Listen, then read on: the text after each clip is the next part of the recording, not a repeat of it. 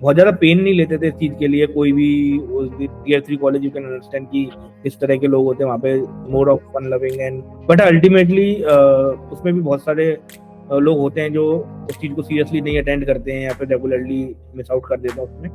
तो वो नहीं करना चाहिए एक्चुअली। हम मैंने भी काफी करे थे। मतलब कहो तो ज्ञान दिया था उन्होंने मेरे को बहुत। लैंग्वेज प्रेफरेंस वो खुद ही पूछते हैं कि लाइक आपका किस एरिया में इंटरेस्ट है, किसी का कोडिंग में होता है तो उससे कौन सी लैंग्वेज में है। अगर अदर देन कोडिंग आपको कोई और इंटरेस्ट है तो फिर उसके रिलेटेड क्वेश्चन और आप उसके अराउंड आपसे पूछेंगे। तो ऐसा नहीं है कि आपके उनका फिक्स पैटर्न होता है तो आप कोडिंग के भी क्वेश्चन पूछें वो, बट बहुत ज्यादा डीप में वो टेक्निकली नहीं घुसेंगे। वो रहते हैं कि आपका मैनेजरियल है तो वो उस तरीके से पूछेंगे आपकी पर्सनैलिटी को जज करना। उन कंपनीज में ऐसा नहीं है कि आपने एक बार डोमेन चेंज चूज कर लिया तो आप चेंज नहीं कर सकते, आप डेफिनेटली चेंज कर सकते हो। तो अगर आप कोडिंग प्रोफाइल में जाना चाहते हो, डेवलपर प्रोफाइल में जाना चाहते हो, ये चीज़ें आपको करनी जरूरी है। तो ये था मेरा तो आईटी का जो इमेज वर्सेस रियलिटी। उसने इतने पैकेज पे ज्वाइन करा था, आज उसका इतना पैकेज हो गया, उसका ब्रेक डाउन करके पूरा एक निकाल देते हैं। इसने साल में इतने कमा रहा है, महीने में इतने कमाएगा, घर पे इतने लाएगा, जिंदगी सेट है।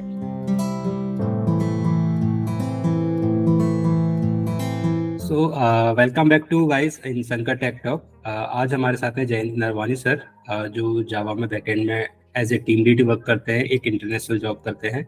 तो बाकी डिटेल्स ऐसे ही जानते हैं और वेलकम करते हैं। Welcome Jayant in Sankar tech talk. Hi Shankar, thanks for calling me यार। Thank you.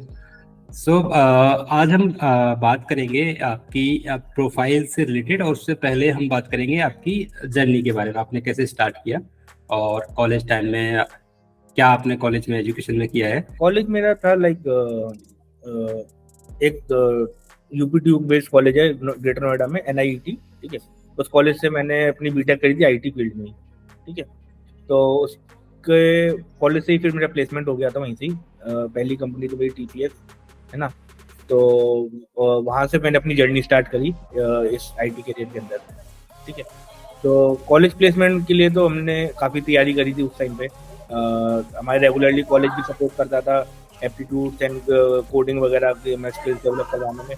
Other than that हमने एक एक्सटर्नल भी एक मेंटर मैंने रखा था, एक जिनके थ्रू मैंने काफ़ी कुछ कोडिंग में सीखा था। ठीक है, तो उस समय वो काफ़ी हेल्प मिली थी पहला अपना इंटरव्यू क्रैक करने में। ठीक है, तो फर्स्ट कंपनी थी कॉलेज में जो हमारी आई थी टीसीएस, और उसमें ही मेरा प्लेसमेंट तब हो गया था। ठीक है, तो उसके बाद में फिर मैंने और ज़्यादा हसल नहीं करा, और क्योंकि फिर डिसाइड करा कि ठीक है हम इसी को ज्वाइन करेंगे और यहीं से अपना करियर स्टार्ट करेंगे। तो वहाँ से मेरा करियर की स्टार्टिंग हुई थी। उसके बाद में फिर 2-2.5 साल वहाँ पे जॉब करने के बाद में फिर मैंने एक अदर कंपनी ज्वाइन करी, जो जिसमें मैं एडोब में था as a consultant from the ह्यूसिस्टिक करके कंपनी थी, उसके थ्रू मैं एज अ कंसल्टेंट एडोब में गया था। ठीक है, तो वो मेरी सेकंड जॉब थी। एंड आफ्टर दैट तो वो चलती रही जर्नी। उसके बाद मैं एयरटेल में गया एंड आज मैं प्योरबॉक्स एक इंडोनेशियन स्टार्टअप है उसके लिए वर्क कर रहा हूँ करेंटली। तो ठीक है, तो अभी आएंगे आपकी कंपनीज पे, उससे पहले चलते हैं आपके कॉलेज लाइफ की तरफ। अच्छा, तो कॉलेज आपका मतलब टियर 1 टियर 2 किस कैटेगरी में आता था? टियर 2 से टियर 3 के बीच में आप कह सकते होते। एक प्राइवेट कॉलेज है यूपीटीयू का, एफिलिएटेड है। ठीक है, ओके। तो इन ग्रेटर नोएडा रीजन में बहुत सारे कॉलेजेस हैं, उसमें टॉप 2 टॉप 3 कॉलेजेस में आ जाएगा वो। बट ओवरऑल अगर हम देखेंगे थ्रू आउट इंडिया में तो हाँ, टियर 2 टियर 3 के बीच में कहीं लाई करेगा वो। तो कॉलेज में आपके फ्रेंड्स सर्किल था, फ्रेंड्स में कैसा क्या माहौल था? किसी स्ट्रीम को या किसी प्रोफाइल को लेके उनके थॉट प्रोसेस क्या था? तो ऐसा तो मतलब हम लोग का सर्किल था काफी, मतलब बहुत ज्यादा इस चीज को through out the college deeply हमने नहीं लिया था कि सीरियसली कि कौन सी स्ट्रीम में जाना है, क्या करना है। वी वर जस्ट लाइक कि हम लोग अपने जो कॉलेज स्टडीज होती थी उस पर फोकस करते थे।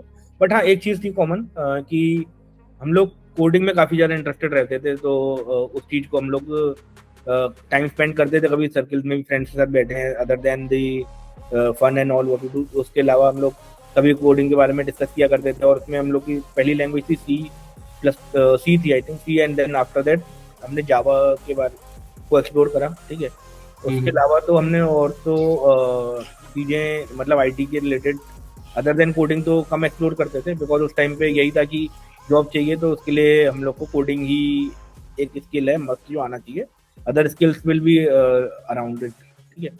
तो उस चीज के बारे में हम लोग करते थे, बट अदर देन दैट इतना बहुत ज्यादा पेन नहीं लेते थे इस चीज के लिए। कोई भी tier 3 college you can understand कि इस तरह के लोग होते हैं वहाँ पे, more of fun loving and just हमें एग्जाम्स क्लियर करें ये वो। बट हाँ, थर्ड ईयर आते आते, थर्ड ईयर सेकेंड नेक्स्ट का जो फिफ्थ सेमेस्टर था, फिफ्थ सेमेस्टर के around we were all getting serious and हम लोगों ने सीरियसली एप्टीट्यूड्स वगैरह उस समय काफी पूछे जाते थे कंपनी में, एप्टीट्यूड्स की तैयारी करनी शुरू करी एंड जावा डीपली पढ़ना सीखा। और तो जब आपका फर्स्ट प्लेसमेंट हुआ वो कॉलेज से हुआ था, राइट? राइट। तो उसकी प्रिपरेशन कॉलेज ने करवाई थी या फिर आप खुद से ही कर रहे थे, सेल्फ लर्निंग या कुछ? कॉलेज ने सपोर्ट करा था डेफिनेटली। कॉलेज में हमारे जैसे प्लेसमेंट के पहले कुछ स्पेशल सेशंस लिए थे उनने, बाहर से टीचर्स बुलाते थे या फिर चलो कि कुछ एक्सपीरियंस होल्डर्स पीपल बुलाते थे जिनको जो हम लोग को गाइड करते थे कि क्या होगा क्या नहीं, मतलब किस तरीके से इंटरव्यू में पूछे जाएंगी चीज़ें, क्या आपको जवाब देना है, हर एक चीज़ के लिए किस तरह के जवाब हमें प्रिपेयर करने हैं, वो सब चीज़ें कॉलेज की साइड से पूरा सपोर्ट था। बट अल्टीमेटली उसमें भी बहुत सारे लोग होते हैं जो उस चीज़ को सीरियसली नहीं अटेंड करते हैं या फिर रेगुलरली मिस आउट कर देते हैं उसमें। तो वो नहीं करना चाहिए एक्चुअली, मैंने भी काफ़ी करे थे, बट वो नहीं करना चाहिए, है ना। अगर वो, क्योंकि उसमें मैंने जितनी भी चीज़ें अटेंड करी थी मुझे पता है कि उन क्वेश्चन के आंसर ने मेरे को काफ़ी सपोर्ट करा इंटरव्यूज क्रैक करने में, या फिर वो एग्जाम्स जो वहाँ पे होते हैं इंटरव्यू के पहले, प्री इंटरव्यू जो मॉड्यूल्स होते हैं उनको क्रैक करने में काफ़ी वहाँ से उनकी गाइडेंस से सपोर्ट मिलता है, ठीक है। तो वो चीज़ें सपोर्ट था। बाकी अदर देन दैट तो जो मैंने बताया आपको, एक मैं जैसे कोचिंग करता था जावा की, वहाँ से जो मेरे मेंटर थे उनने काफ़ी सपोर्ट करा था मुझे। उन्होंने मेरे को बहुत डीप तक चीज़ें मतलब कहो तो ज्ञान दिया था उन्होंने मेरे को, बहुत ऑब्जेक्ट ओरिएंटेड प्रोग्रामिंग का और सब चीज़ों का, अदर देन प्रोग्रामिंग जो मेरे को बताते रहते थे। तो उनके नॉलेज के थ्रू मेरे को काफ़ी हेल्प मिली थी। ओके, तो कॉलेज के साथ आप पर्सनल ट्रेनिंग भी कर रहे थे अदर इंस्टीट्यूट से? ओके, तो ये काफ़ी बेनिफिशियल होता है हर एक स्टूडेंट के लिए अगर जो भी किसी भी आईटी फील्ड में जाना चाहते हैं, राइट? जब आपका फर्स्ट राउंड ऑफ इंटरव्यू हुआ टीसीएस के अंदर कॉलेज, तो किस तरह के क्वेश्चंस थे और किस तरह का राउंड? तो इंटरव्यू में लाइक फर्स्ट तो हमारा एप्टीट्यूड रहता है, तो उसका तो ऑनलाइन टेस्ट हुआ था एक, तो वो एक फिल्टरिंग राउंड होता है उनका कि बेसिक रीजनिंग के और एप्टीट्यूड के क्वेश्चन पूछेंगे और उसमें से काफ़ी लोगों को फिल्टर आउट कर देते हैं वो लोग, ठीक है। तो नेक्स्ट उसके बाद में हमारे 3 राउंड्स हुए थे। ओके, फर्स्ट 2 तो थे प्योरली टेक्निकल, ठीक है। तो उसमें तो कोर जावा से रिलेटेड चीज़ें पूछी थी हमसे। पहले तो लैंग्वेज प्रेफरेंस वो खुद ही पूछते हैं कि लाइक आपका किस एरिया में इंटरेस्ट है, किसी का कोडिंग में होता है तो उससे कौन सी लैंग्वेज में है, अगर अदर देन कोडिंग आपको कोई और इंटरेस्ट है तो फिर उसके रिलेटेड क्वेश्चन और आप उसके राउंड आपसे पूछेंगे। तो ऐसा नहीं है कि आपके उनका फिक्स पैटर्न होता है, तो आप बताओगे पहले कि आपने किस चीज़ में इंटरेस्ट है, किस डोमेन में आपको आगे बढ़ना है, तो उस डोमेन के अराउंड ही आपसे क्वेश्चन आंसर पूछा जाएगा। मान लो आपका डेटाबेस एडमिन में है तो उसके अराउंड पूछेंगे, अगर आपका एमएल में एआई में है तो उसके अराउंड आपसे क्वेश्चनिंग होगी, ठीक है। तो ये तो रहता है। तो मेरा तो कोडिंग में था तो मैंने अपना कोडिंग ही प्रेफरेंस दिया था विद जावा, तो मेरे से उसके अराउंड पूछा गया, ठीक है। तो फर्स्ट 2 राउंड्स में तो यही रहा था, बेसिक ऑब्जेक्ट ओरिएंटेड क्या होता है, ऊप्स के प्रिंसिपल्स एंड ऑल, ठीक है। तो अगर आपका बेसिक क्लियर है तो वो अराउंड आप आराम से निकाल सकते हो। उसके बाद में फिर एक मैनेजरियल राउंड हुआ था, तो उसमें पजल्स वगैरह कुछ पूछे थे। बेसिक जनरली वो इंटरेक्ट करके देखना चाहते हैं कि आपकी पर्सनैलिटी कैसी है, did you fit into the culture of the company और नॉट, ठीक है। इस तरह की चीज़ें वो लोग थोड़ा अंडरस्टैंड करना चाहते हैं, तो उसके अराउंड आपसे पूछेंगे। आपसे कुछ जनरल बातें कर सकते हैं, आपका कॉलेज एक्सपीरियंस के बारे में पूछ सकते हैं, आपने अदर देन स्टडीज कॉलेज में क्या कहाँ इन्वॉल्व रहते थे उससे रिलेटेड कुछ पूछ सकते हैं। हो सकता है कुछ बेसिक छोटे कोडिंग के भी क्वेश्चन पूछें वो, बट बहुत ज़्यादा डीप में वो टेक्निकली नहीं घुसेंगे। वो रहते हैं कि आपका मैनेजरियल है तो वो उस तरीके से पूछेंगे आपकी पर्सनैलिटी को जज करना। तो जो आपने इंटरव्यू की प्रिपरेशन की थी एप्टीट्यूड टेस्ट वगैरह की, वो कहाँ से की थी? कोई ऐसा प्लेटफॉर्म जो आप सजेस्ट करना चाहे स्टूडेंट्स को? आजकल तो काफ़ी अच्छे अच्छे प्लेटफॉर्म्स आ गए हैं, तो लाइक आजकल के students know it better they can do. पहले एक तो वेबसाइट आती थी, मैं I am missing out the name, ठीक है, HackerRank. HackerRank aptitude के लिए तो कोई और थी, बट हाँ कोई भी आप ऑनलाइन पोर्टल सर्च कर लो जिसमें आपको एप्टीट्यूड के अच्छे क्वेश्चन मिल जाए, ठीक है। उसके अलावा एक काफ़ी फेमस बुक चलती थी उस टाइम पे, अरुण शर्मा करती थी। तो अरुण शर्मा की बुक लगाई थी मैंने, उसके काफ़ी क्वेश्चन हमने लगाए थे। तो एक ग्रुप था हमारा, मतलब कुछ फ्रेंड्स का, तो हम लोग मिलके एप्टीट्यूड की तैयारी करते थे। तो उससे काफ़ी सपोर्ट मिलता है कि आप लोग अकेले करोगे ना तो उसमें always it will be more painful कि आप अकेले कर रहे हो। और मोस्टली ऐसा होता है कि मैंने देखा है कि एक टाइम के बाद गिव अप कर देते हो आप, अगर आप अकेले तैयारी कर रहे हो। तो मेरा सजेशन यही रहेगा कि make a group of like minded peoples और उनके साथ में आप ग्रो करो, तो ग्रोथ भी अच्छी मिलेगी और आपकी लर्निंग भी काफ़ी जल्दी होगी। तो जैसे आपका प्लेसमेंट कॉलेज से ऑलरेडी हो चुका था, तो आपने अपने करियर में इंटर्नशिप तो नहीं की होगी, राइट? मैंने इंटर्नशिप तो नहीं की थी, बट हाँ, अगर आप पूछोगे मेरे से कि क्या मुझे इंटर्नशिप करनी चाहिए थी, तो मुझे लगता है कि हाँ, इंटर्नशिप जरूरी होती है और करनी चाहिए। क्योंकि मैं एक ऐसे बैकग्राउंड से था कि लाइक जब मैंने कॉलेज में ज्वाइन करा, काफ़ी लोग पहले से ही कोडिंग वगैरह करते थे। मोस्टली आईसीएसई बोर्ड के थे जो 10th 11th 12th में भी कोडिंग करके आए हैं, ठीक है। बट मेरा ऐसा बैकग्राउंड नहीं था, मैं सीबीएसई बोर्ड से पढ़ा हुआ था। तो first time it was my first hand experience, मैंने जब फर्स्ट ईयर में गया कि प्रोग्रामिंग लैंग्वेजेस भी होती हैं कुछ, और मैं वो सब चीज़ समझ रहा था उस समय। तो मेरे को इतना नॉलेज नहीं थी। उसके बाद में जब मैं अपना कंपनी में भी गया, सेम चीज़ थी, मतलब मेरे पास कोडिंग वगैरह मैंने सीख ली थी तब तक। बट एक्चुअली प्रोफेशनल कोडिंग क्या होती है, या एक्चुअली प्रोडक्शन रेडी कोड कैसे लिखा जाता है, वो मैंने अपनी कंपनी में जाके सीखा, है ना। तो अगर मेरे को उस समय फिर मेरे को रियलाइज हुआ कि अगर मेरे को इंटर्नशिप करी होती तो मैं थोड़ा सा पहले से ही जान चुका होता चीज़ों को, और मैं अच्छे से अपने इनपुट दे पाता, मेरे को जेल अप होने में इतना टाइम नहीं लगता, ठीक है।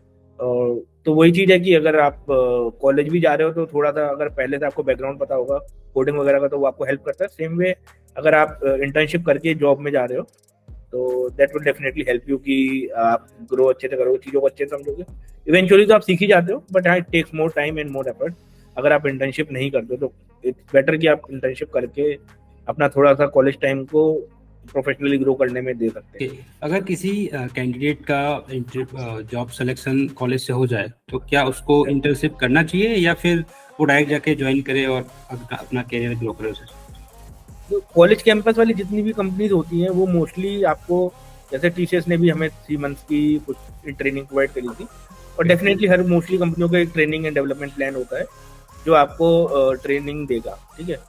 बट अदर देन दैट भी अगर आपको अपॉर्चुनिटी मिलती है कि प्लेसमेंट के बाद भी, कि अगर आपको इंटर्नशिप की अपॉर्चुनिटी मिल रही है किसी कंपनी में, मोस्टली आई वुड से कि आप किसी स्टार्टअप में जाके या किसी मिड लेवल कंपनी में जाके आप इंटर्नशिप करो, क्योंकि वहाँ पे आपको लर्निंग का एक्सपोजर बहुत अच्छा मिलेगा, ठीक है।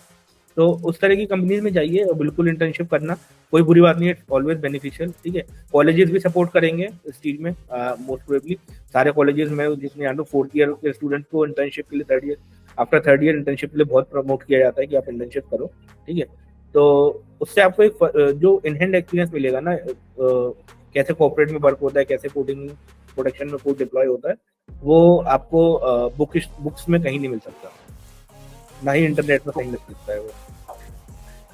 लेकिन जैसा मैं जानता हूँ ऑलरेडी चीज़ें कि जब आप एमएनसी में जाते हो फर्स्ट टाइम, तो एमएनसी में जाते ही आपको डायरेक्ट कोई काम नहीं मिलता है, वो अगेन आपसे पूछते हैं आपको किस प्रोफाइल में जाना है, या फिर एक ऑप्शन देते हैं। हाँ बिल्कुल सही है, मतलब कई बार ऑप्शन देते हैं, कई बार वो डिसाइड करते हैं आपके लिए प्रोफाइल। अगर आप इतने नॉलेज आपको नहीं है या इतना भी आपको आइडिया नहीं है कि मेरे लिए क्या प्रोफाइल बेस्ट रहेगा, तो वो आपके लिए भी डिसाइड करते हैं कि you should go with this profile, ठीक है।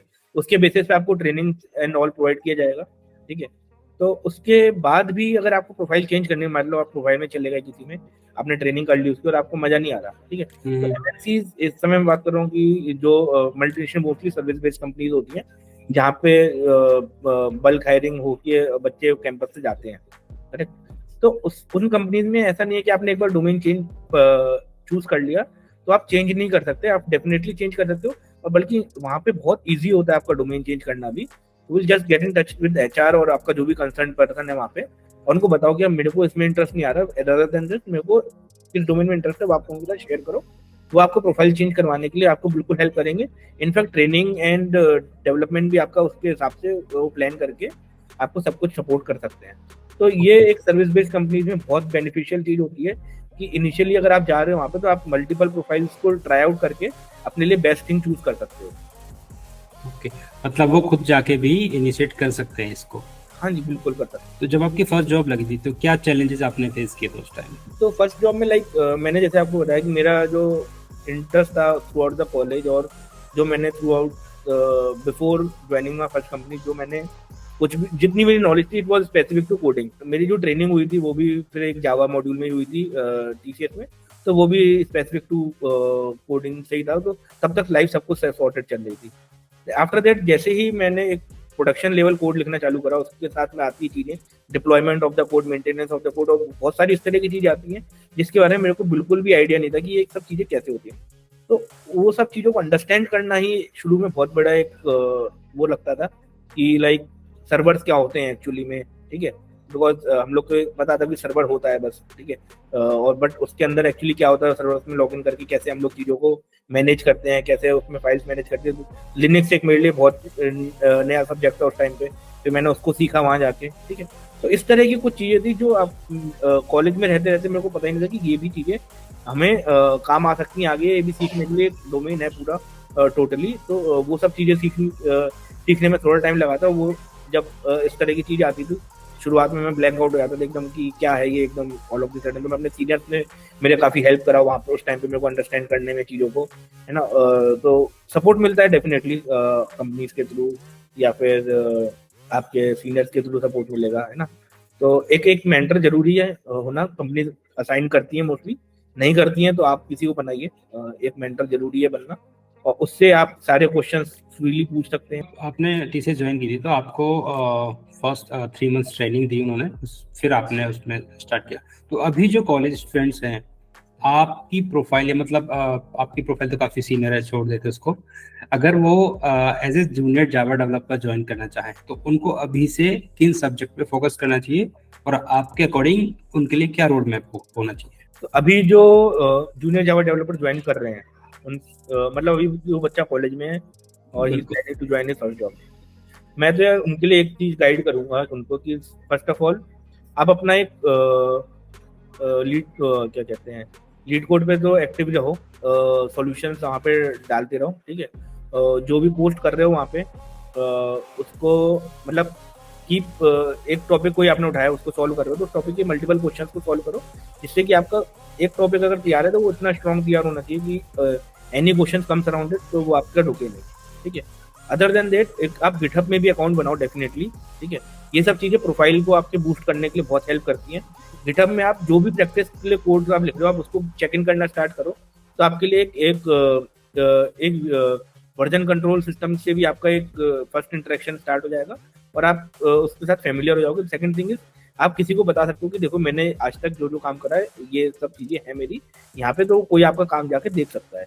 तो आपको एक पर्सनल प्रोफाइल बनाना, डेवलप करना बहुत जरूरी होता है आज की तारीख में, जिससे कि आप किसी को भी अपना प्रोफाइल शेयर करो तो केवल एक सीवी ना शेयर करो, रेदर देन आप उसके साथ में एक डिजिटल कुछ डॉक्यूमेंट प्रूफ ऑफ कॉन्सेप्ट भी शेयर कर सकते हो, ठीक है।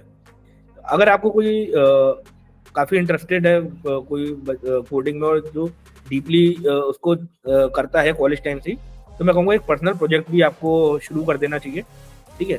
और उसको भले कुछ भी आप बनाओ, मतलब रेदर देन कि जरूरी नहीं है कि एक बहुत बड़ा प्रोजेक्ट बनाओ, कुछ छोटी सी चीज बनाओ, छोटी सी प्रॉब्लम को सॉल्व कर रहा है, भले ऑलरेडी सॉल्व प्रॉब्लम है आप उसको दोबारा सॉल्व कर रहे हो बट आप अपने आप कर रहे हो, ठीक है। तो उसमें ये आपको बहुत सारे चैलेंजेस फेस करने को मिलेंगे। और जब आप उस प्रॉब्लम को डिस्कस करोगे ना इंटरव्यूअर के साथ में, जब आप इंटरव्यू देने जाओगे बैठोगे, तो उसको प्रॉब्लम को डिस्कस करते समय आपके अंदर जो कॉन्फिडेंस होगा, बिकॉज आपने स्क्रैच से वो चीजें करी हैं, ठीक है, तो आपके अंदर जो कॉन्फिडेंस आएगा उस टाइम पे वो नेक्स्ट लेवल होगा। तो आई डोंट थिंक कि ऐसे किसी बंदे का इंटरव्यू रुक सकता है जिसने खुद से कोई एक प्रोजेक्ट बनाया है स्क्रैच से, और एक उसका भी कोड आपने गिटहब में डाल दो तो किसी को जाना उसके बारे में देख सकता है, पढ़ सकता है, ठीक है। तो अगर आप कोडिंग प्रोफाइल में जाना चाहते हो, डेवलपर प्रोफाइल में जाना चाहते हो, ये चीजें आपको करनी जरूरी है आज की तारीख में। अदर देन एक आता है सिस्टम डिजाइन का भी राउंड कुछ कंपनीज लेती हैं आजकल, कुछ नहीं लेती हैं फ्रेशर्स के लिए, ठीक है।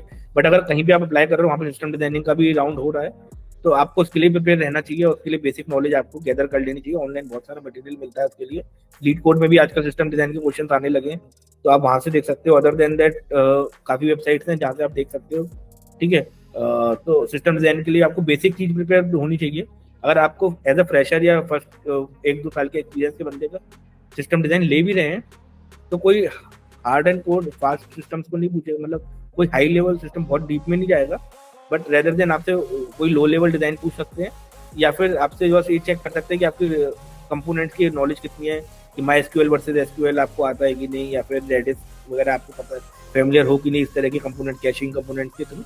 बस इतना ही आपसे एक्सपेक्टेशन होगी अगर आप फ्रेशर या 1-2 साल एक्सपीरियंस। किसी भी एमएनसी कंपनी में जाने के लिए परसेंटेज कितना मैटर करती है? एज अ फ्रेशर मैटर कर सकती है, क्योंकि इनिशियली जब कंपनी आपको एज अ फ्रेशर उठा रही है, तो उस टाइम पे उनके पास और कोई पैरामीटर नहीं है फिल्टर आउट करने का कि किनका इंटरव्यू लेना चाहिए या किनका इंटरव्यू में भी टाइम नहीं हमें इन्वेस्ट करना चाहिए।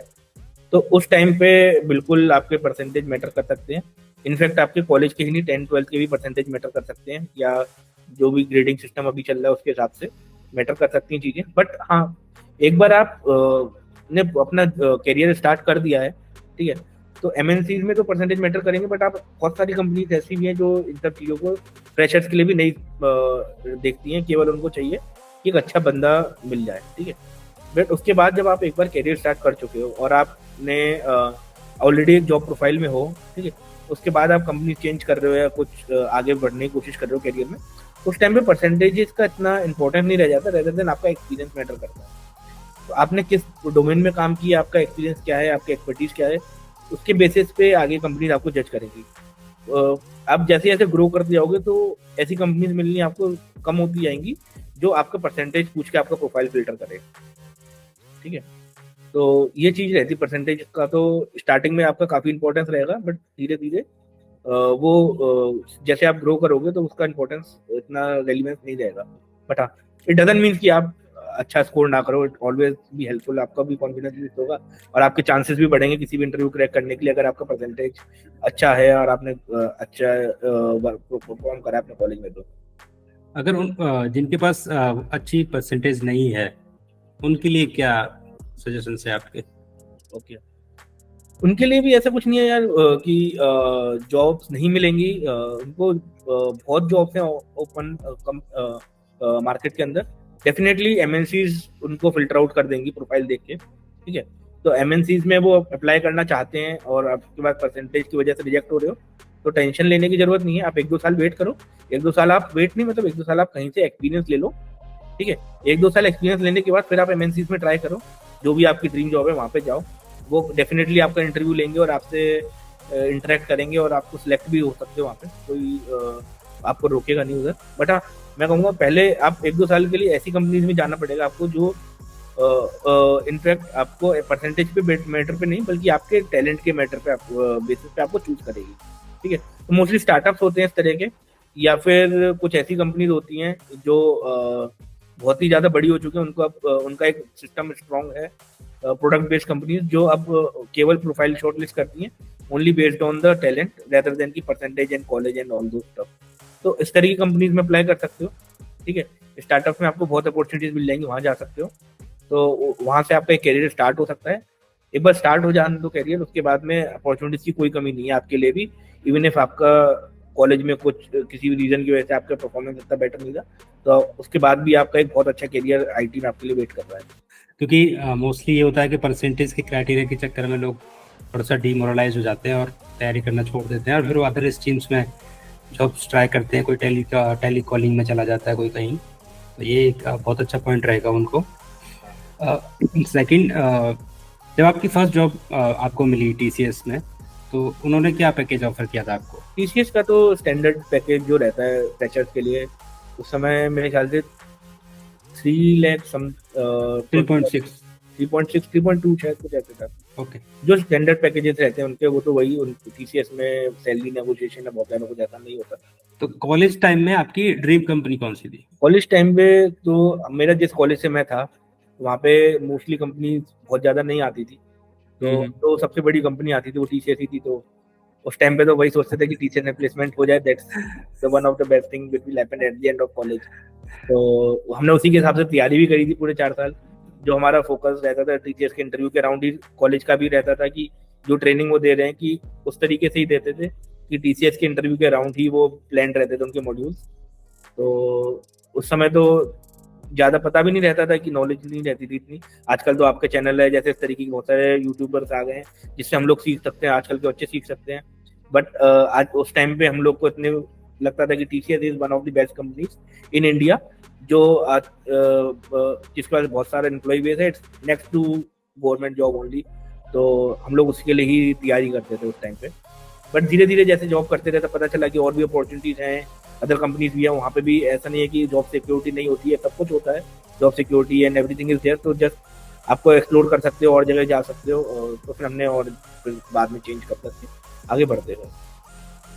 तो आपने अभी एक बहुत अच्छा स्ट्रेटेजी प्लान शेयर किया है स्टूडेंट्स के साथ कि आपके कॉलेज में अगर कंपनीज आती हैं हायरिंग के लिए तो उन कंपनीज के अकॉर्डिंग आप क्वेश्चंस तैयार करें, अपनी प्रिपरेशन रेडी रखें first year of college, I think, right? बिल्कुल बिल्कुल, ये तो एक बहुत अच्छा प्लान है, क्योंकि मोस्टली स्टूडेंट्स ऐसा नहीं करते हैं या उनको पता भी नहीं होता कौन सी कंपनी आएगी कौन सी नहीं आएगी, या पहले क्या रिकॉर्ड है कॉलेज का, राइट? तो एक बहुत अच्छा प्लान है, तो डेफिनेटली स्टूडेंट्स को ये फोकस करना चाहिए।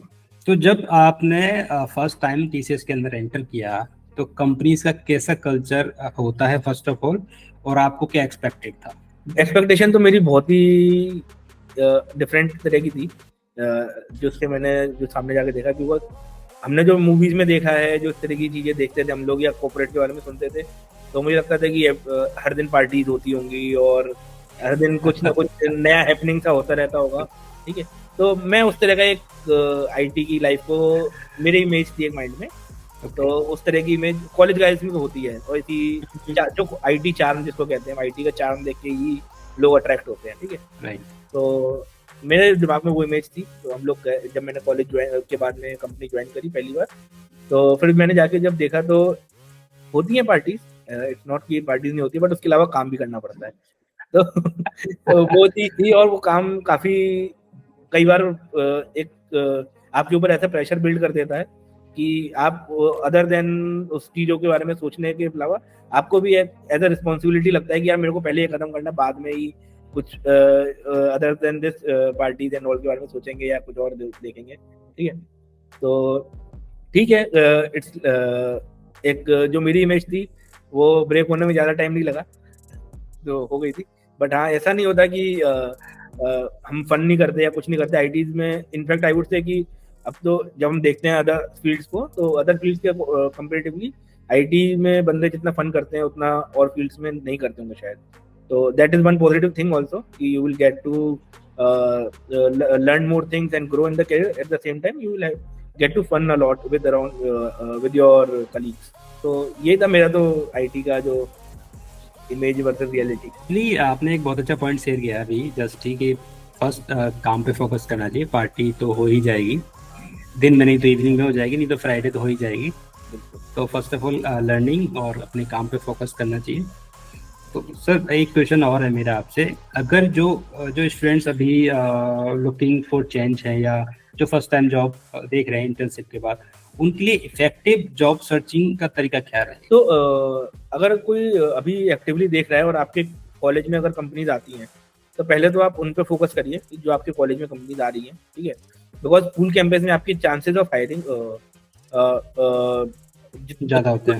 नहीं, पूल कैंपस आई मीन कि जहाँ पे मल्टीपल कॉलेज के बच्चे आ रहे हैं, तो उस तरह के हायरिंग में इतने चांसेस आपके नहीं होते हैं जितने आपके कॉलेज ऑन कैंपस में केवल आपके कॉलेज के बच्चे बैठे हैं, उसमें आपके चांसेस थोड़े बढ़ जाते हैं, ठीक है। तो पूल कैंपसेस में भी जाइए डेफिनेटली। अगर आपकी जो ड्रीम कंपनी है या जिस कंपनी के लिए अप्लाई करना चाहते हो वो आपके कॉलेज में नहीं आ रही है, आपके पड़ोस वाले कॉलेज में आ रही है, तो डेफिनेटली जाना चाहिए अगर आपको इन्विटेशन आता है तो, ठीक है। तो एक तो ये तरीका हो गया on campus and pool campus, ठीक है। उसके अलावा आप अप्लाई करने के लिए अगर खुद से करना चाहते हो तो आप लिंक्डइन प्रोफाइल अपना शेयर कर सकते हैं। लिंक्डइन पे जाके अदर कंपनीज के एचआर से एक आपको नेटवर्क बिल्ड करना बहुत स्टार्ट कर देना चाहिए अभी से, बहुत जरूरी होता है कि लिंक्डइन के अंदर आप अदर कंपनीज के साथ कैसे कनेक्ट कर रहे हैं, ठीक है। भले आप ऐसे नहीं कि डेली किसी को मैसेज करो, बट आपके कनेक्शंस में लोग होने चाहिए, और जब भी आपको उनसे अप्रोच करना है तो दे शुड बी अप्रोचेबल। आप किसी को रैंडमली भी उठा के मैसेज करोगे तो आई थिंक कि जनरली लोग रिप्लाई करते हैं लिंक्डइन पे, and they will also support you, because वो उनको भी एक अच्छा टैलेंट चाहिए, एचआर को भी एक अच्छा टैलेंट चाहिए, और इंजीनियरिंग मैनेजर भी कोई बैठा है तो उसको भी चाहिए कि मेरी टीम में कोई टैलेंटेड बच्चा आ रहा है कॉलेज से, तो डेफिनेटली उसको चाहिए। तो they will always respond to your messages, और वो हमेशा आपको लेना, आपको प्रोफाइल अगर इंटरेस्टिंग है तो हमेशा आपको लेना भी चाहेंगे अपनी टीम में। कुछ राउंड्स ऑफ इंटरव्यू डेफिनेटली लेंगे वो उसके बाद में। तो एक लिंक्डइन के थ्रू आप अप्रोच कर सकते हो, जिसमें भी जिसको भी आपको अप्रोच करना है, जिस कंपनी के एचआर को या उनके मैनेजर्स को, कहीं से भी आप अप्रोच कर सकते हो डायरेक्टली, ठीक है। बाकी तो बहुत सारे पोर्टल्स हैं, naukri.com, हैरिस्ट एंड ऑल, तो उन पे आप अपना प्रोफाइल बना दो, वहां से आपको मोस्टली कंसल्टेंट्स एंड ऑल खुद से कॉल कर सकते हैं, ठीक है। आपको कोई अच्छी जॉब लग रही है उन पे आप वहाँ पे जाके अप्लाई कर दो, तो वो कंपनीज आपको रीच आउट कर लेंगी, ठीक है। तो इस तरह की कुछ चीज़ें होती हैं जो आप इनिशियली आपको जॉब फर्स्ट प्लेसमेंट के लिए हेल्प करेगी, ठीक है। अगर आपको कोई रेफरेंसेस है, आपके कोई कहीं पे आपने इंटर्नशिप करी है पहले, ठीक है, तो वहाँ पे जो आपके सीनियर्स थे या जो आपके जिसके अंडर में आप काम कर रहे थे या एचआर थे, वहाँ पे डिस्कस कर सकते हो। अगर आपने इंटर्नशिप करी हुई तो एक बहुत बड़ा चांस हो जाता है कि आपको वही कंपनी परमानेंटली हायर भी कर लेगी, and they can give you a good salaries also, अगर आपका इंटर्नशिप में परफॉर्मेंस अच्छा था तो, ठीक है। तो इंटर्नशिप जहाँ पे आपने करी वहाँ से रेफरेंस ले सकते हो। अदर देन दैट कोई आपके सीनियर्स का रेफरेंस है, उसके थ्रू भी आपको एक अपॉर्चुनिटी चांसेस ऑफ हायरिंग मिल सकते हैं, ठीक है। तो ये कुछ चीज़ें हैं जिसके थ्रू आप फर्स्ट जॉब अपनी अचीव कर सकते हो।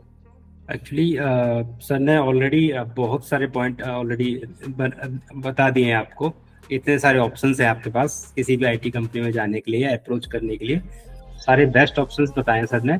मैं इनकी लिंक्डइन प्रोफाइल आपको डिस्क्रिप्शन में डाल दूंगा, तो आप वहां जाके इनसे कनेक्ट हो सकते हैं। कोई भी क्वेरी होगी तो आप वहां जाके इनसे कनेक्ट करें और जरूर अपने क्वेश्चन पुट करें, ठीक है। बढ़ते हैं आगे। सो एक छोटा सा क्वेश्चन है जो मोस्टली काफ़ी स्टूडेंट्स कंफ्यूज रहते हैं उस चीज़ में कि अपनी स्ट्रीम कैसे चूज करें। वो किसी भी टेक्नोलॉजी में जाना है तो कैसे डिसाइड करें कि मुझे किसमें जाना चाहिए, या क्योंकि मोस्टली अभी क्या होता है, लोग किसी को भी जिसको भी देख के आईटी में जाते हैं, वो उसकी अभी की कंडीशंस के हिसाब से सोचते हैं कि यार इतना पैसा मिल रहा है और मुझे भी इतना ही मिलेगा डायरेक्ट जाके, राइट। तो उसको कैसे ओवरकम करें, और सेकंड चीज कैसे अपनी स्ट्रीम चूज। सही बात है शंकर, ये बहुत अच्छा क्वेश्चन पूछा आपने। स्ट्रीम चूज करना एक सबसे difficult and most important task होता है, ठीक है। मोस्टली हम लोग क्या करते हैं, सैलरीज देखते हैं कि यार मेरे ये सीनियर था, उसने इतने पैकेज पे ज्वाइन करा था, आज उसका इतना पैकेज हो गया, उसका ब्रेक डाउन करके पूरा एक निकाल देते हैं, इतने साल में इतने कमा रहा है, महीने में इतने कमाएगा, घर पे इतने लाएगा, जिंदगी सेट है। मगर ऐसे नहीं सोचना चाहिए, ठीक है। ये कॉलेज में हमारी थिंकिंग रहती थी, हम भी ऐसे ही करते थे, ठीक है। तो आपको अपने इंटरेस्ट के हिसाब से एक डोमेन चूज करना चाहिए, ठीक है। आईटी ऐसा नहीं है कि केवल it's all about coding, IT में बहुत सारे डोमेन्स हैं और हर एक डोमेन में सैलरीज बेस्ट से बेस्ट आपको मिल सकती है। इट डिपेंड्स ऑन आपने उस डोमेन को कितना एक्सेल करा हुआ है, ठीक है। तो सैलरी कभी भी डोमेन पे डिपेंडेंट नहीं होगी, सैलरी डिपेंड होगी आपके टैलेंट के ऊपर। ये आप आपके जितने भी व्यूअर्स हैं उनको ये फर्स्ट पॉइंट अपने दिमाग में सेटल कर देना चाहिए, ठीक है। तो अगर आपका डोमेन नॉलेज बहुत स्ट्रांग है तो आपको ग्रो करने से कोई नहीं रोक सकता। अब डोमेन्स क्या क्या आते हैं इसके अंदर, आईटी के अंदर, जैसे एक तो कोडिंग हो गया जिसके बारे में हमने काफी डिस्कस करा है अभी। इसके अलावा होता है कि आजकल जो बहुत हॉट डोमेन चल रहा है ML एंड AI, ठीक है, IoT, ये आजकल के बहुत ट्रेंडिंग डोमेन्स हैं। इसमें जॉब्स मिलना काफी इजी हो जाता है और उसमें ग्रो करना भी काफी इजी हो जाता है, because there are rare talents on this, ठीक है। बट इसमें उतना ही आपके लिए डोमेन को एक्सेल करना मुश्किल होता है, बिकॉज में बहुत सारी चीजें होती हैं जो आपको सीखनी होती है, लर्न होती है। मैथमेटिकल एनालिटिक्स पावर आपकी बहुत स्ट्रांग होनी चाहिए, ठीक है। तो ये चीजें होती हैं। इसके अलावा आपका आता है सिस्टम एडमिन्स वगैरह होते हैं, इसकी भी जॉब प्रोफाइल काफी अच्छी चलती है, ठीक है। सेल्स फोर्स हो गया, टेस्टिंग हो गई, बहुत सारी प्रोफाइल्स होती हैं, मल्टीपल प्रोफाइल्स होती हैं जो आपके लिए आगे हैं। तो आपको कौन सी डोमेन में जाना है इसका डिसीजन आप लीजिए, और कैसे डिसीजन लेना उसके लिए आप अपने सीनियर से कंसल्ट कर सकते हैं जो ऑलरेडी इंडस्ट्री में है। तो आपको एक काउंसलिंग सेशन उनके प्रैक्टिस होता था, जो आपको काउंसलिंग करके आपका इंटरेस्ट जान के आपको बेहतर गाइड कर पाएंगे, ठीक है। तो या फिर आप किसी अपने, अब आपके कोई सीनियर या किसी से ऐसा कॉन्टेक्ट नहीं हो पा रहा है तो आपके कॉलेज के जो प्रोफेसर हैं आप उनके साथ डिस्कस कर सकते हैं कि मेरे को डेटाबेस में इतना इंटरेस्ट आता है, मेरे कोडिंग में इतना इंटरेस्ट आता है, या इस तरह की चीज़ें मैंने आज तक सीखी हैं, करी हैं, तो आप बताइए, अपने कॉलेज प्रोफेसर आपको बताएंगे कि आपको किस डोमेन में आगे बढ़ना चाहिए या किस चीज़ की आपको और डीप नॉलेज लेने की ज़रूरत है, ठीक है। तो आप उनके साथ डिस्कस कर सकते हैं, ठीक है। प्रोफाइल बहुत सारी हैं आईटी के अंदर, ठीक है। चूज आपको करना है और आपको बट ये ध्यान रखना है जिस भी प्रोफाइल में आप जाते हैं उस प्रोफाइल के आपको मास्टर बनना है। एक इम्पोर्टेंट क्वेश्चन और है, जो ऑलरेडी कैंडिडेट जो इंजीनियर ऑलरेडी हो चुके हैं, काफ़ी टाइम से काम भी कर रहे हैं, 1-2 साल 4 साल तक हम लोग कंसिडर कर रहे हैं, उसमें डेली न्यू टेक्नोलॉजी आती है, जैसे कि आपने कहा कि AI, ML, IoT और बहुत सारी स्ट्रीम नई नई इन्वेंट हो रही हैं, तो उसमें कैंडिडेट का ज्वाइन मतलब एक तरह से अपॉर्चुनिटी मिलना आसान है, लेकिन पढ़ने के लिए कंटेंट मिलना इतना इजी नहीं है, क्योंकि उससे पहले लोग हैं नहीं उस फील्ड में और उनके लिए एंट्री इजी हो गई, लेकिन उनको कंटेंट मिलता नहीं है। तो होता क्या है कि वो लोग सब्सक्रिप्शन ले लेते हैं और पढ़ लेते हैं कहीं भी किसी प्लेटफॉर्म से कुछ भी। तो जो पढ़ा रहे हैं उनको भी इतना आइडिया नहीं है, और जो ज्वाइन करने वाले हैं, जो काम दे रहे हैं, उनको भी आइडिया है, बस उनके पास एक रिक्वायरमेंट है, हम ऐसा करेंगे, ऐसा एक विजन है, राइट। तो उसको कैसे हैंडल कर सकते हैं? शंकर, आपका एक वैलिड क्वेश्चन है कि मतलब एक एंट्री बैरियर हो जाता है इस वजह से कि अगर आपको कोई नई टेक्नोलॉजी सीखनी है और फ्रीली मटेरियल अवेलेबल नहीं है, ठीक है। तो कॉलेज टाइम पे बहुत से लोग होते हैं जो हमेशा सब्सक्रिप्शन सपोर्ट नहीं कर पाते, है ना। उस वजह से वो मिस आउट कर देते हैं कोई लेटेस्ट टेक्नोलॉजी का एक्सप्लोर करना या उसको सीखना, ठीक है। तो मैं कहूँगा कि आप ऑनलाइन कुछ ब्लॉग्स पढ़िए जो डोमेन के दिग्गज हैं या जिनने लिखे हैं, मतलब जो उस डोमेन में काफ़ी टाइम से हैं, ठीक है। कुछ फ्रीली यूट्यूब वीडियोस आपको मिल जाएंगे जो आपकी इतनी अंडरस्टैंडिंग बना देंगे कि ये टेक्नोलॉजी या ये डोमेन है क्या, ठीक है। तो अगर आपको उसके बाद इंटरेस्ट आ रहा है तो मैं डेफिनेटली रेफर करूंगा कि आप कोई ना कोई एक उस डोमेन की आप गूगल करके सर्च कर सकते हैं जो बेस्ट बुक हो, ठीक है। आप उसकी बुक उठाइए और एक बुक पढ़ना आई डोंट थिंक कि बहुत डिफिकल्ट होगा, लेकिन रेदर देन कि आप सब्सक्रिप्शन लेके जितना सीखोगे इन हैंड नॉलेज, आप बुक्स से भी उतनी ही इन हैंड नॉलेज ले सकते हो और सब कुछ सीख सकते हो, ठीक है। और books would be more cheaper for you, ठीक है। बट इसमें ये होगा कि आपको उसको रीड थ्रू करना पड़ेगा, सीखना पड़ेगा, ठीक है। और अगर आपने उसमें आजकल बहुत बुक्स आती है प्रैक्टिकल नॉलेज भी आपको देती हैं, ठीक है।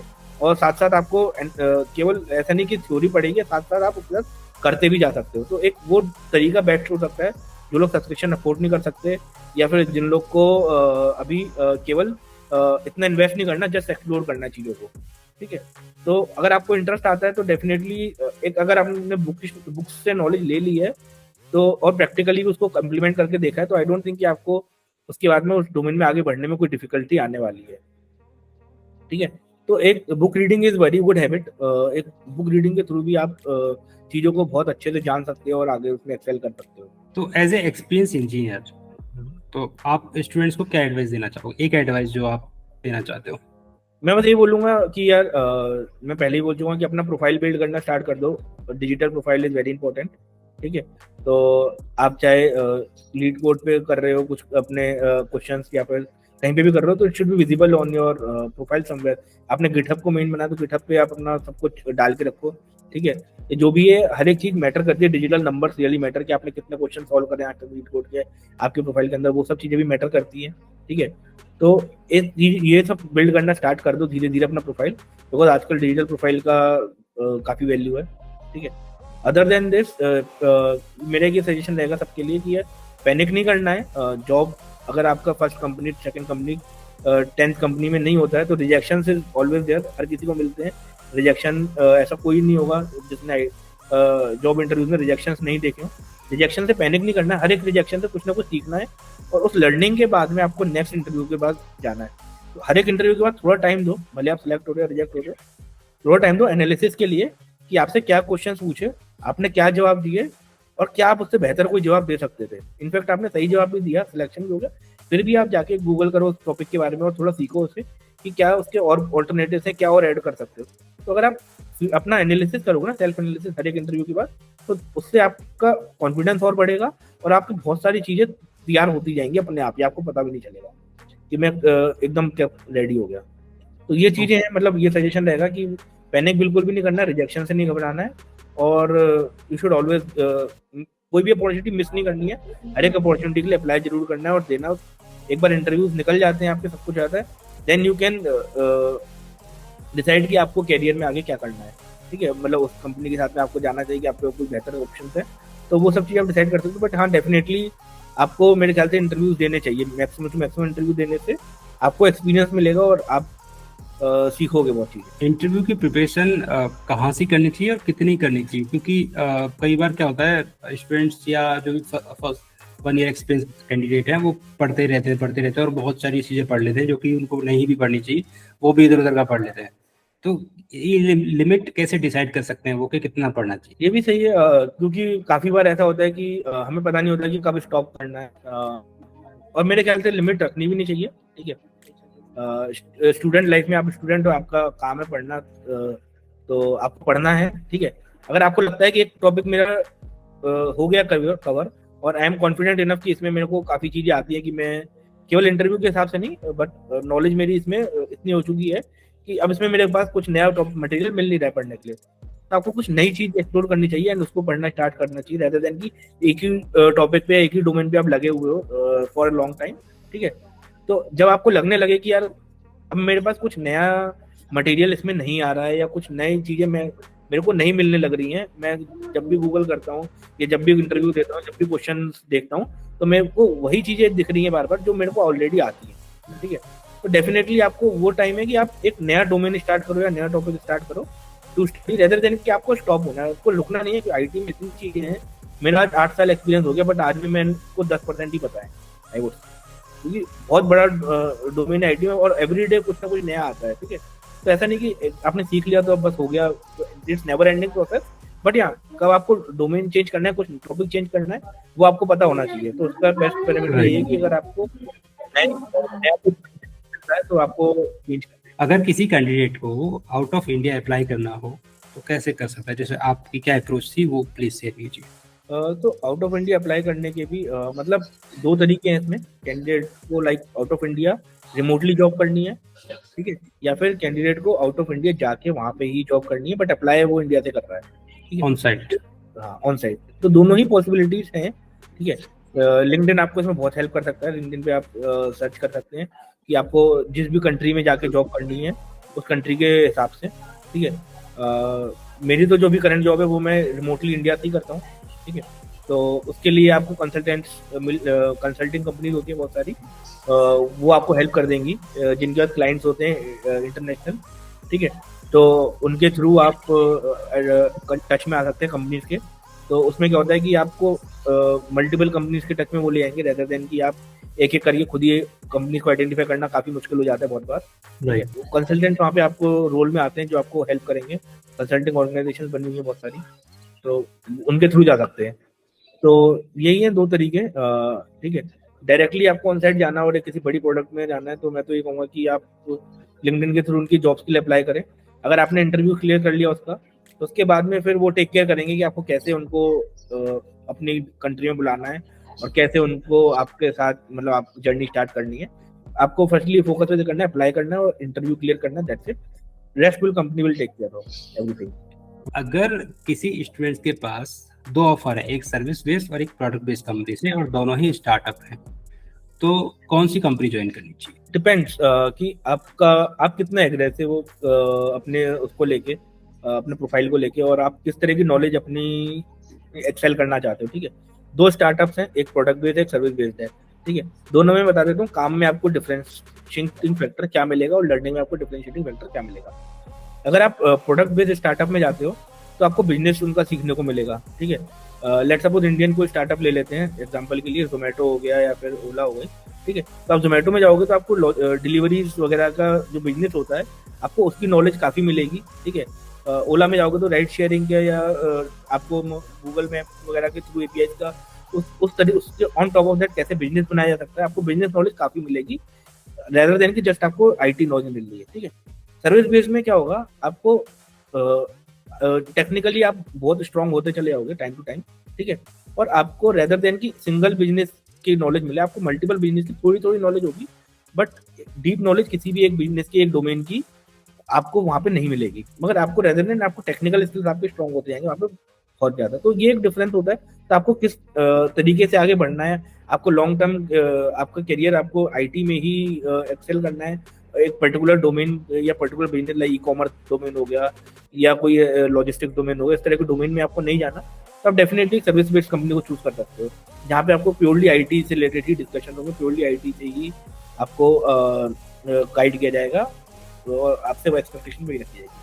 बट अगर आप एक डोमेन की नॉलेज भी लेना चाहते हो, जस्ट नॉट आईटी, मुझे बिजनेस भी सीखना है, तो आप डेफिनेटली प्रोडक्ट बेस्ड कंपनीज ही चूज करें रेदर देन स्टार्टअप है या फिर एक बिग प्रोडक्ट बेस है, डजंट मैटर, आपको बिजनेस नॉलेज वहाँ पे मिलेगी ही मिलेगी। सो थैंक यू जयंत, आपने हमसे कनेक्ट किया, आपने अपना टाइम दिया और आपने काफ़ी अच्छी इन्फॉर्मेशन स्टूडेंट्स के लिए शेयर की है। इवन नॉट स्टूडेंट्स, जो एक्सपीरियंस कैंडिडेट हैं वो भी इस वीडियो को देख रहे हैं, तो उनको भी काफ़ी अच्छी नॉलेज मिलने वाली है इस वीडियो से।